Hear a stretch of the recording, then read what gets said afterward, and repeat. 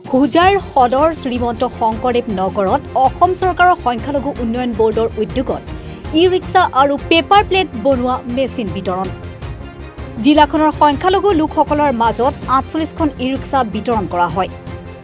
সংখ্যালঘু লোকসকলক স্বাৱলম্বী কৰাৰ লক্ষ্যৰে গুৱাহাটী মহানগৰীকে ধৰি ৰাজ্যখনৰ বিভিন্ন ঠাইত এনেদৰে সংখ্যালঘু লোকসকলৰ মাজত ই-ৰিক্সা পেপাৰ প্লেট বনোৱা মেচিন আদি বিতৰণ কৰিছে অসম চৰকাৰৰ সংখ্যালঘু উন্নয়ন বোৰ্ডে। শ্ৰীমন্ত শংকৰদেৱ নগৰত অনুষ্ঠিত হোৱা এই অনুষ্ঠানত জিলা আয়ুক্ত বিদ্যুৎ বিকাশ ভাগৱতী, সংখ্যালঘু উন্নয়ন বোৰ্ডৰ অধ্যক্ষ হাবিব আহমেদ চৌধুৰী সহ উন্নয়ন বোৰ্ডৰ উপাধ্যক্ষ ৰাজবীৰ সিং উপস্থিত থাকে। পেপাৰ প্লেট মেকিং মেচিন আৰু ই ৰিক্সা বিতৰণ কৰা হৈছে। আজি ইতিমধ্যে 48খন ই ৰিক্সা বিতৰণ কৰা হৈছে আৰু এইখিনি সমগ্ৰ আপোনাৰ সংখ্যালঘু লোকসকলৰ ভিতৰতে বিতৰণ কৰা হৈছে। আৰু চবতকৈ জানি সুখী হ'ব, প্ৰথমবাৰৰ বাবে অসমীয়া শিখ লোকসকলে, যি খিলঞ্জীয়া শিখ, তেওঁলোকে এই চৰকাৰৰ যি এই অতি গুৰুত্বপূৰ্ণ আঁচনি অংশীদাৰ হ'বলৈ পাইছে। ইয়াত প্ৰায় 30গৰাকীমান আমাৰ অসমীয়া শিখৰ লোকে এই আঁচনি লাভ কৰিছে আৰু মেচিনটো বহুত পাইছে পৰা, কিন্তু এই ই ৰিক্সা যিটো ই ৰিক্সা লাভ কৰিছে।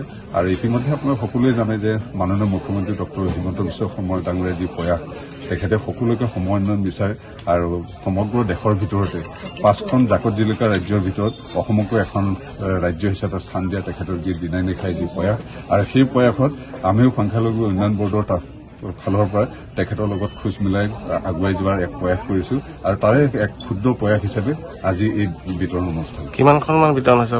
ইয়াত এই 48খন কৰিছো। ইতিমধ্যে আপোনাৰ গুৱাহাটী মেট্ৰ' আৰু ৰুৰেলত আমি কৰিলো, মেট্ৰ'টো আজি হৈ আছে ছেম অনুষ্ঠান।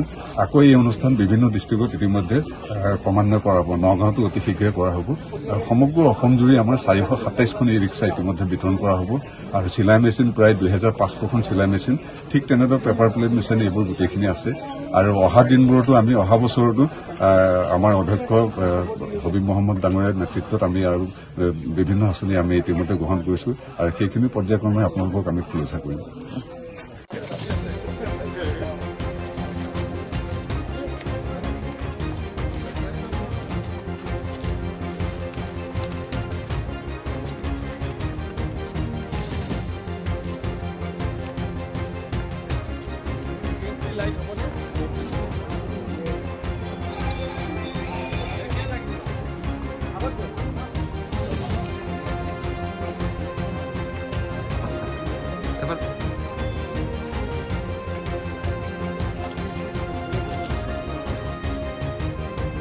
News desk ৰিপাব্লিকানী।